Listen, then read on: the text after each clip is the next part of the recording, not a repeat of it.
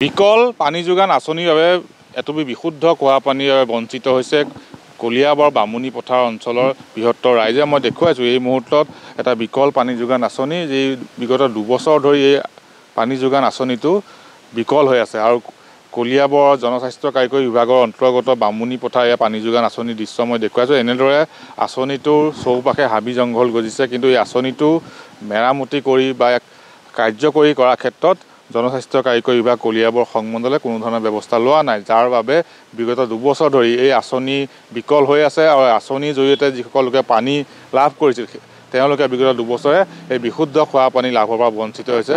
আৰু এনেদৰে এই যি আঁচনি এনেদৰে ধ্বংসৰ পথত গতি কৰিছে, হাবি জংঘলে আৱৰি ধৰিছে আঁচনিটো।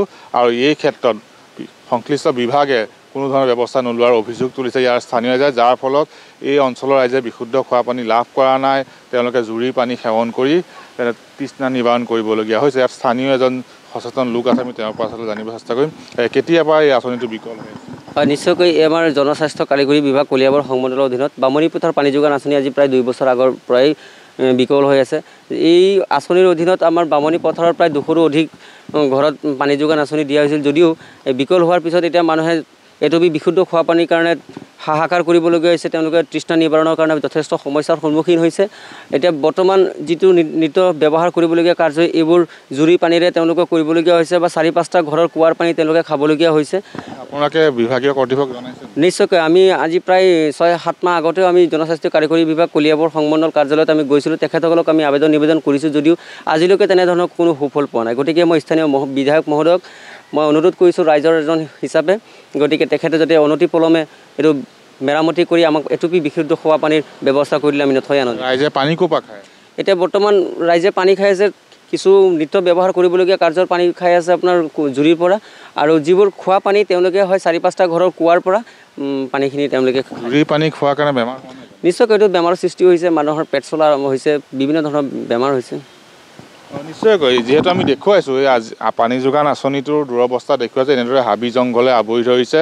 বিগত 2 বছৰ ধৰি এই আঁচনি বিকল হৈ আছে, কিন্তু এই আঁচনিটো কাৰ্যকৰী কৰাৰ ক্ষেত্ৰত জনস্বাস্থ্য কাৰিকৰী বিভাগ কলিয়াবৰ সংমণ্ডলে কোনো ধৰণৰ ব্যৱস্থা লোৱা নাই। সেয়েহে এই অঞ্চলৰ ৰাইজে এতিয়া পাহাৰৰ পৰা বৈ অহা লেতেৰা জুৰিৰ পানী সেৱন কৰিবলগীয়া আছে, কুঁৱাৰ পানী সেৱন কৰিবলগীয়া হৈছে, যাৰ ফলত তেওঁলোকে বিভিন্ন ৰোগত আক্ৰান্ত হ'বলগীয়া আছে। আৰু এনেদৰে দেখুৱাইছোঁ যে এই আঁচনিটো বিকল হৈ থকাৰ ফলত ইয়াৰ ৰাইজে কিন্তু পানী যোগান লাভৰ পৰা বঞ্চিত হৈছে। যি চৰকাৰৰ এই অভিলাষী আঁচনিৰ জৰিয়তে যি পানী লাভ কৰিব লাগিছিল তেওঁলোকে, তাৰ বিপৰীতে তেওঁলোকে কুঁৱাৰ বা জুৰি লেতেৰা পানী সেৱন কৰিবলগীয়া হৈছে।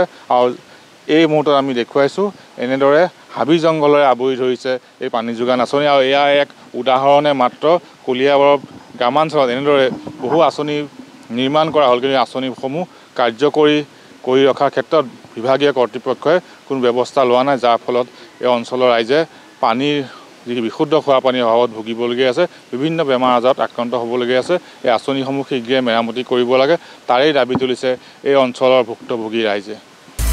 আপুনি বিচৰা বাতৰি পাব কেৱল নিউজ 18 এপত।